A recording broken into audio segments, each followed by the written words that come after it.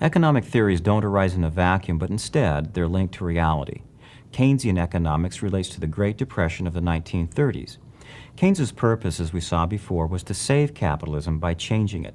Its objectionable features, including unemployment and the arbitrary and inequitable distribution of income and wealth, can be eliminated, but to do so requires abandoning laissez-faire. So governments must use fiscal and monetary policy to ensure that businesses earn sufficient profits to invest, to provide jobs, and produce goods and services.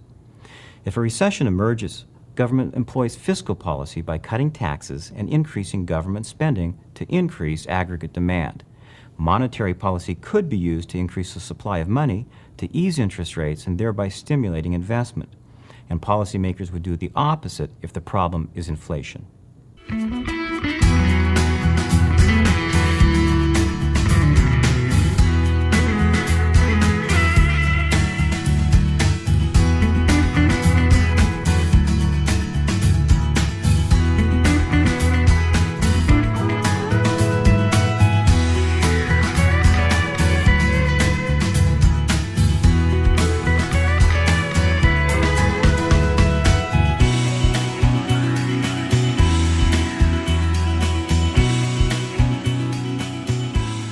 World War II appeared to vindicate Keynes's theory. The war forced the government to incur deficits, something that they were unwilling to do in peacetime. But the result was that employment fell from a high of 25% in 1932 to 2% in 1942. After the war, Congress passed the Employment Act of 1946. This act made full employment an explicit goal of the federal government, along with stable prices. The goal of full employment proved elusive, though. In the late 1950s, A.W. Phillips, in looking at the data for Britain, discovered a trade-off between inflation and unemployment. It appeared that policymakers could not have it both ways.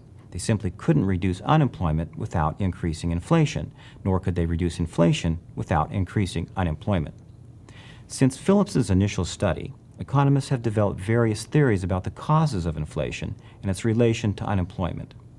In this segment, we'll investigate that relationship and explore how views of the relationship between unemployment and inflation affect advocated policy. This is a working man's country, and I'm doing my part to keep it that way. During the 1950s and 1960s, the dilemma posed by the Phillips curve generated very little controversy.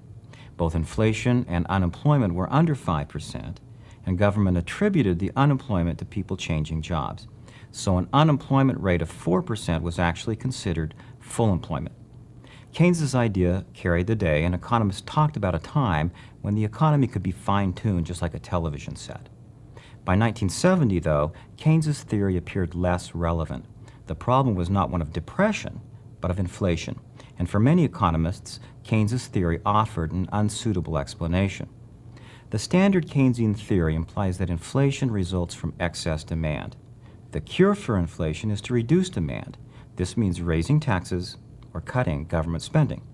The problem, though, is that in reducing demand, output and employment go down too. And on the other side, increasing demand means increasing output and employment, but that means higher inflation. So how does higher inflation reduce unemployment? Assume that nominal wages, the wages that workers take home, remain the same. Inflation means that the prices of goods that firms sell are rising while the wages that firms pay to workers remain constant. In effect, profits increase and real wages fall. The rise in profits leads employers to hire more workers, and that results in a decrease in unemployment. The idea that inflation reduces unemployment is further reflected in the short-run aggregate supply curve. The aggregate supply curve relates the level of output and employment to the price level. Recall that the short-run aggregate supply curve is positively sloped, which reflects the assumption that nominal wages remain constant. Workers either are unaware of increases in the price level, in which case they suffer from money illusion, or they can't for the moment renegotiate wage contracts.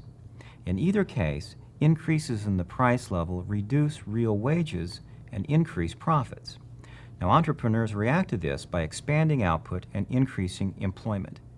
On the other hand, if demand falls, workers resist lower nominal wages. so a fall in the price level causes real wages to go up. The result is that the costs of production increase, profits fall, and entrepreneurs reduce output. The short-run Phillips curve assumes nominal wages remain fixed. The long-run Phillips curve assumes that the wage rates rise along with other prices. Workers are aware of price increases and are able to renegotiate contracts based on accurate expectations of inflation. The result is that an increase in aggregate demand increases prices and wages.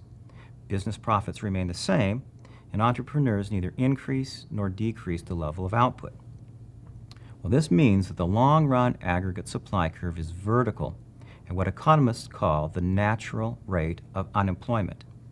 In the long run, increases in aggregate demand, increases in prices, but not output.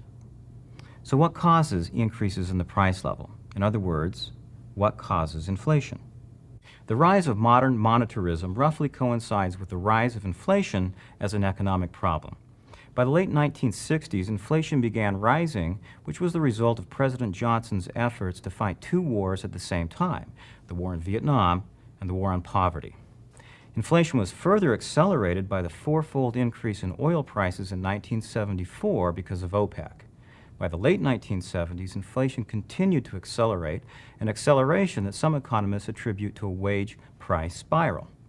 Corporations raise prices, labor responds by asking for higher wages, which induces corporations to again raise prices, and so on.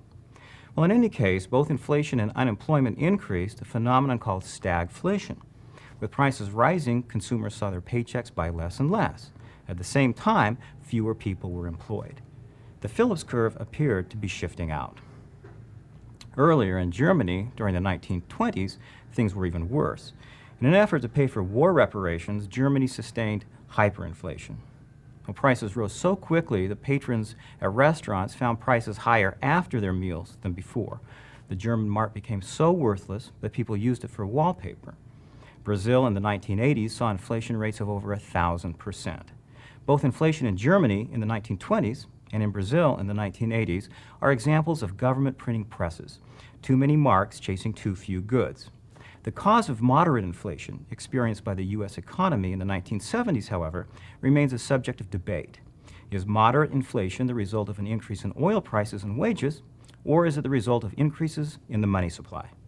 The appeal of monetarism is in its coherent and relatively simple explanation of inflation. The central concept underlying monetarism is that changes in the money supply are key to changes in economic activity in the short run, hence the name monetarism. In the long run, though, money is neutral.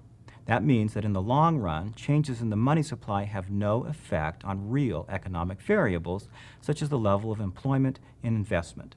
Changes in the money supply only affect nominal variables, such as the price level, nominal GDP, and nominal wages. Monetarists believe that in an effort to stimulate the economy, central banks print money. This money competes with that held by private individuals, which drives up prices. In some cases, governments find it easier to finance their expenditures by printing money than by raising taxes. In such cases, the result is inflation. The monetarist viewpoint rests on the quantity theory of money. The quantity theory is based on the following equation. MV is equal to PQ. M is the supply of money. V is the velocity of money. The idea underlying the velocity of money is that the same dollar can be used in a number of transactions in the course of a year. Velocity is the number of times a dollar changes hands during a year. P represents the price level, and Q represents the quantity of goods and services. PQ represents gross domestic product. The quantity theory of money rests on several assumptions. First, V is assumed to be relatively stable. If M doubles, GDP increases as well. It may more than double, or it may less than double. In either case, the quantity of money determines the level of economic activity. Inflation is simply caused by too much money, deflation by too little. Since the monetarists believe that the Fed controls the money supply, the Fed is responsible for inflation. The quantity theory of money implies that the Great Depression was not caused by a collapse of aggregate demand, as Keynes argues. Rather, the depression was caused by a major contraction in the supply of money.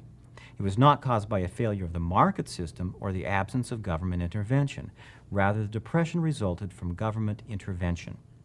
Milton Friedman, one of the foremost monetarists, argues that the Federal Reserve transformed a minor banking panic into a major depression. In 1931, Britain went off the gold standard, causing the price of gold to rise in Britain. Many people saw an opportunity to make a profit by converting dollars into gold, taking the gold to England to redeem for pounds, and in turn, the pounds into dollars again. In an effort to stem the flow of gold to England, the Federal Reserve raised interest rates, which contracted the money supply, causing a rash of business failures. In effect, the contraction in the money supply caused a fall in GDP. From the monetarist point of view, the Fed's discretion over the money supply is too powerful a tool. Inevitably, governments abuse such kind of power. Monetarist reasons that the difficulty of raising taxes leads the government to print money. Inflation arises because the printed money competes with money held privately, bidding up prices. The increase in prices is a result of a reallocation of resources from the private sector to the government.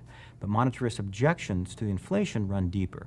They argue that the forced reallocation of resources through inflation violates individual freedom.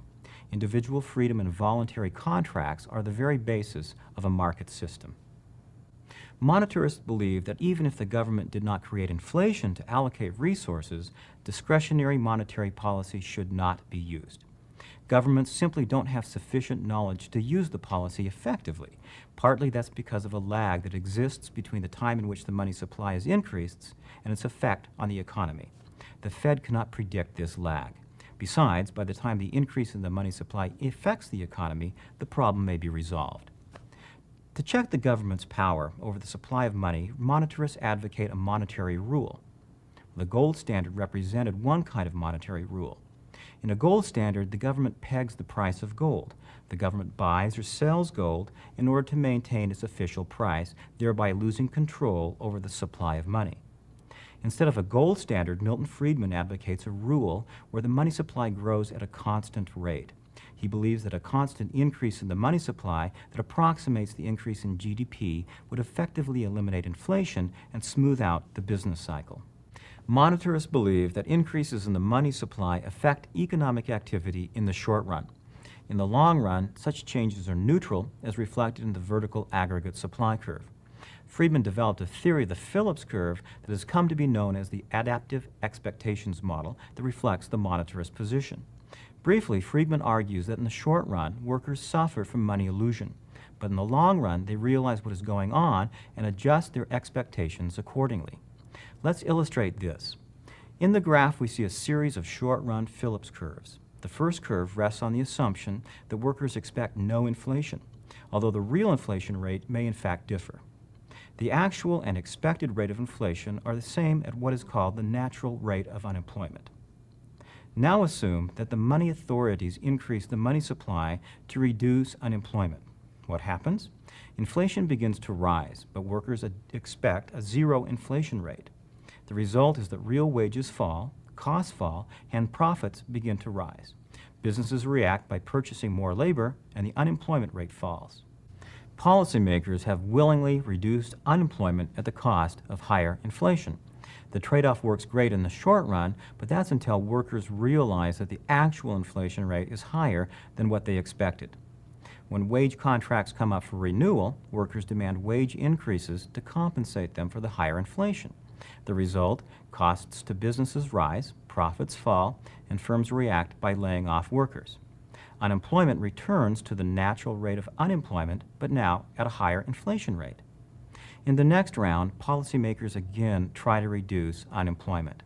But now we have a new short-run Phillips curve based on the expectation that inflation is 2%. Once again, the money supply is increased, and once again, inflation exceeds the expected rate. Real wages fall, profits rise, and businesses respond by hiring more workers. Unemployment falls until once again workers realize that the inflation rate is higher than expected. They again demand higher wages, leading businesses to lay off workers, causing unemployment to rise. What do we conclude? That monetary policy is effective in reducing unemployment in the short run, but in the long run, monetary policy and fiscal policy have no effect on reducing unemployment. They simply cause inflation to accelerate.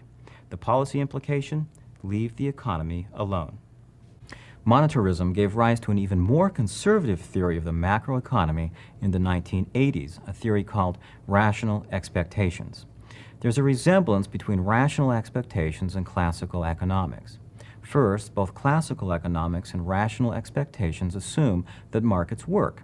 So long as prices are flexible, surpluses or shortages result in price changes that allow the markets to clear. And second, both theories assume individuals are rational.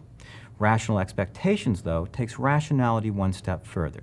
Not only are individuals rational, but having been burned once before, individuals are knowledgeable about economic theory and can take measures to protect their wealth and income. For example, if the Fed announces an expansionary monetary policy, individuals knowledgeable about the quantity theory of money come to expect higher prices. Hence, in their wage negotiations, they will demand higher wages, enabling them to pay the higher prices. The higher wages, assuming that inflation does occur, leaves workers with the same real wage and businesses with the same real costs as before. Since real costs remain the same, profits remain the same, and businesses choose not to hire more workers. The result, unemployment remains the same. But the twist is that the aggregate supply curve is vertical both in the short run and in the long run at the natural rate of unemployment.